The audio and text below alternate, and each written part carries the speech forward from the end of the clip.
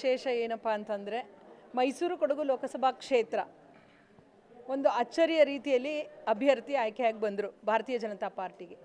ದೇಶದ ಅಭಿವೃದ್ಧಿಗಾಗಿ, ದೇಶದ ರಕ್ಷಣೆಗಾಗಿ ಮೋದಿಯವರು ತೆಗೆದುಕೊಂಡಂತಹ ಕಳೆದ 10 ವರ್ಷಗಳ ಅಭಿವೃದ್ಧಿ ಆಡಳಿತವನ್ನು ನೋಡಿ ರಾಜಮನೆತನದ ಒಂದು ಕುಡಿ ಇವತ್ತು ರಾಜಕೀಯಕ್ಕೆ ಪಾದಾರ್ಪಣೆ ಮಾಡಿದ್ದಾರೆ.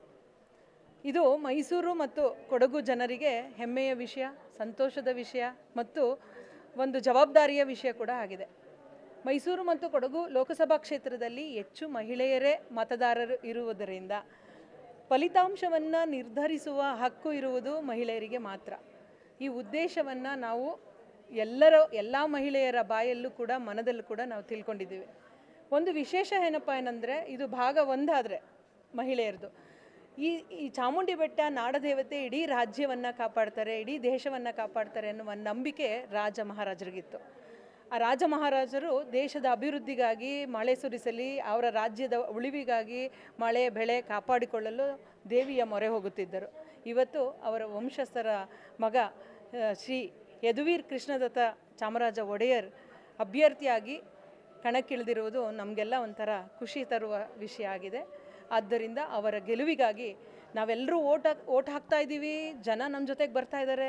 ಇದಕ್ಕೊಂದು ಪಾಸಿಟಿವ್ ವೈಬ್ಸ್ ಬೇಕು. ಅದಕ್ಕೆ ತಾಯಿ ಚಾಮುಂಡೇಶ್ವರಿಯ ಆರಾಧನೆ ನಮಗೆ ಮುಖ್ಯ ಅಂತ ತಿಳಿದು ನಾವು ಸುಮಾರು ಮೈಸೂರು ವಿವಿಧ ಸಂಘ ಸಂಸ್ಥೆಗಳಿಂದ 2,000 - 3,000 ಜನ ಮಹಿಳೆಯರು ಪಾದದ ಮುಖಾಂತರ, ಮೆಟ್ಟಿಲುಗಳ ಮುಖಾಂತರ ನಡಿಗೆಯನ್ನು ಪ್ರಾರಂಭ ಮಾಡಿ ಬರೋ ಭಾನುವಾರ 21ನೇ ತಾರೀಕು ಬೆಳಗ್ಗೆ 6:30ರಿಂದ 7:30 ತನಕ ತಾಯಿ ಚಾಮುಂಡೇಶ್ವರಿಗೆ ಪ್ರಾರ್ಥನೆಯನ್ನು ಮಾಡಬೇಕು ಅನ್ನುವಂತಹ ಸಂಕಲ್ಪವನ್ನು ತೊಟ್ಟಿದ್ದೇವೆ.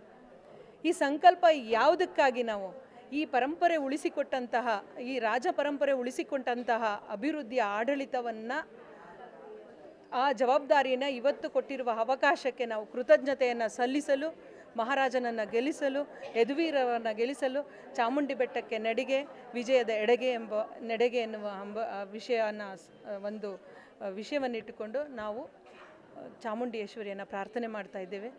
ವರವ ಕೊಡೆ ಚಾಮುಂಡಿ, ವರವ ಕೊಡೆ, ನಮ್ಮ ಮಹಾರಾಜನನ್ನು ಗೆಲ್ಲಿಸಿಕೊಡೆ ಅಂತ ಕೇಳ್ಕೊಳ್ತಾ ಮೆಟ್ಟಿಲುಗಳ ಮುಖಾಂತರ ಮಹಿಳೆಯರಿಗೆ ಕರೆ ಕೊಟ್ಟಿದ್ದೇವೆ. ಎಲ್ಲ ವಿವಿಧ ಸಂಘ ಸಂಸ್ಥೆಗಳು, ಸ್ವಸಹಾಯ ಸಂಘಗಳು, ಯೋಗ ಸಂಸ್ಥೆಗಳು ಮತ್ತು ಕ್ರೀಡಾ ಸಂಸ್ಥೆಗಳಿಂದ ಇದೊಂದು ವಿಶೇಷವಾಗಿ ಮಹಾರಾಜರಿಗೆ ನಾವು ಕೊಡುವ ಇದೊಂದು ನಮ್ಮದು ಜವಾಬ್ದಾರಿಯಾದಂತಹ ಕೆಲಸ ಆಗಿದೆ. ಅವರ ಮತಕ್ಕಾಗಿ ಮಹಿಳೆಯರು ಶ್ರಮಿಸಬೇಕು, ಇವತ್ತಿನಿಂದ ಕೆಲಸ ಮಾಡಬೇಕು ಅಂತ ಹೇಳಿ ಇವತ್ತು ಈ ಪೂರ್ವಭಾವಿಯಾಗಿ ಈ ಸಭೆಯನ್ನು ಕರೆದಿದ್ದೇವೆ. ಈ ಸಭೆಯಲ್ಲಿ ಹೆಚ್ಚಿನ ಸಂಖ್ಯೆಯಲ್ಲಿ ಮಹಿಳೆಯರು ಭಾಗವಹಿಸಿದ್ದಾರೆ. ಎಲ್ಲರೂ ಅವರು ವಾಲಂಟಿಯರ್ ಆಗಿ ವಿವಿಧ ಅಸೋಸಿಯೇಷನ್ ಕೂಡ ಬಂದಿದ್ದಾರೆ ಇವತ್ತಿನ ಸಭೆಗೆ. ಅವರೆಲ್ಲರಿಗೂ ನಾನು ಕೃತಜ್ಞತೆಯನ್ನು ಸಲ್ಲಿಸ್ತೇನೆ. ಅದು ಮಹಾರಾಜರು ಹಾಕಿಕೊಟ್ಟಂತಹ ಬೇಸ್, ಅವರು ಹಾಕಿಕೊಟ್ಟಂತಹ ಬೇಸ್ ಮೇಲೆ ಪ್ರಜಾಪ್ರಭುತ್ವ ನಿಂತಿದೆ ಅಂದರೆ ತಪ್ಪಾಗಲಾರದು. ಕರ್ನಾಟಕ ಇಡೀ ದೇಶದ ಭೂಪಟದಲ್ಲಿ ಕರ್ನಾಟಕ ಇರುವ ತನಕ ರಾಜಮನೆತನವನ್ನು ನಾವು ನೆನೆಸ್ಕೊಳ್ಬೇಕಾಗಿರುವಂತಹ ಚಿರಸ್ಥಾಯಿಯಾಗಿ ಉಳಿದಿದೆ ಹೆಸರು. ಮೈಸೂರು ಅರಸರು ಕೊಟ್ಟಿರುವಂಥದ್ದು 1-2 ಸಾವಿರಾರು ಅಭಿವೃದ್ಧಿಯ ಹರಿಕಾರವನ್ನು ಹರಿಸಿದ್ದಾರೆ. ಅದರ ಆಧಾರದ ಮೇಲೆ ಆಡಳಿತ ನಡೀತಾ ಇದೆ. ಇವತ್ತು ಮೊನ್ನೆ ದೇವೇಗೌಡರು ಕೂಡ ಮಾತಾಡಿದ್ದಾರೆ, ಮೋದಿಜಿಯವರು ಕೂಡ ಮಾಡಿದ್ದಾರೆ. ಅವರು ಕೊಟ್ಟಂತಹ ಕಾರ್ಖಾನೆಗಳಿರ್ಬೋದು, ದೇಶಕ್ಕೆ ತಂದಂತಹ ವಿದ್ಯುತ್ ಶಕ್ತಿ ಇರ್ಬೋದು, ಭದ್ರಾವತಿ ಕಾರ್ಖಾನೆ, ಮೈಸೂರು ರೇಷ್ಮೆ. ಇವತ್ತು ಮಹಿಳೆಯರು ಮೈಸೂರು ರೇಷ್ಮೆ ಅಂದ ತಕ್ಷಣ ಅವರಿಗೆ ಆಗೋಷ್ಟು ಸಂತೋಷ ಬೇರೆ ಇಲ್ಲ. ಇವತ್ತು ಮೈಸೂರು ಸಿಲ್ಕ್ ಸ್ಯಾರಿ ಮೈಸೂರಿನ ವಿಶೇಷತೆಗಳಲ್ಲಿ ಮೊದಲಿಗಿದೆ. ದೇಶದ ಅಥವಾ ಪ್ರಪಂಚದ ಯಾವುದೇ ಮೂಲೆಯಿಂದ ಬಂದ್ರೂ ಒಂದು ಮೈಸೂರು ಸಿಲ್ಕ್ ತೊಗೊಂಡೋಗ್ಬೇಕು. ಇದಕ್ಕೆ ರಾಜರ ಒಂದು ಅಡಿಪಾಯ ಇದೆ ಅಂತ ಹೇಳ್ಬೋದು. ಮಾರ್ಜ ಗ್ರೌಂಡ್ ನ ನಿಮ್ಮ ಬಿಜೆಪಿ ಸಮಾವೇಶ ಆದ್ಮೇಲೆ ಕ್ಲೀನ್ ಮಾಡ್ತಾರೆ, ಯದುವೀರ್ ದಂಪತಿ ಕ್ಲೀನ್ ಮಾಡ್ತಾರೆ. ಹೌದು, ಸಾಕಷ್ಟು ಚರ್ಚೆ ಆಗ್ತಿದೆ. ಪ್ರತಿದಿನ ಇದೇ ತರ ಮಾಡ್ತಾರಾ, ಸಾರ್ವಜನಿಕವಾಗಿ ಇದೇ ತರ ಇರ್ತಾರ ಚರ್ಚೆ ಆಗ್ತಿದೆ. ಈ ಚರ್ಚೆ ನಮಗೂ ಆಗ್ತಿತ್ತು, ಮಹಾರಾಜರು ಬರ್ತಾರ ಅಂತ. ಅವರು ರಾಜಕೀಯಕ್ಕೆ ಪಾದಾರ್ಪಣೆ ಮಾಡಿದ್ದೀನಿ ಅಂತ ಅನ್ನುವ ದಿನದಿಂದ ನಾವು ವೈರಲ್ ಆಗ್ತಿರೋದು ಒಂದೇ ವಿಷಯ, ನಾನು ಸಾಮಾನ್ಯ ಮನುಷ್ಯನಾಗಿ ನಿಮ್ಮ ಜೊತೆಗಿರ್ತೀನಿ ಅಂತ. ಇದು ಮನುಷ್ಯರಿಗಾಗಲೇ ಎಲ್ಲ ಜನರಿಗೂ ಅದು ಬಂದ್ಬಿಟ್ಟಿದೆ. ನಮ್ಮ ಮಹಾರಾಜ ನಮಗಾಗಿರ್ತಾರೆ ಅನ್ನೋ ಒಂದು ಧೈರ್ಯ ಬಂದ್ಬಿಟ್ಟಿದೆ. ಕ್ಲೀನ್ ಮಾಡಿದ ವಿಚಾರವಾಗಿ ಒಂದು ಸರಳ ವ್ಯಕ್ತಿ ಅನ್ನೋದು ಗೊತ್ತಾಯಿತು. ಮತ್ತು ಅವ್ರ ಜವಾಬ್ದಾರಿಯನ್ನು ಅಲ್ಲಿ ತೋರಿಸಿದ್ದಾರೆ.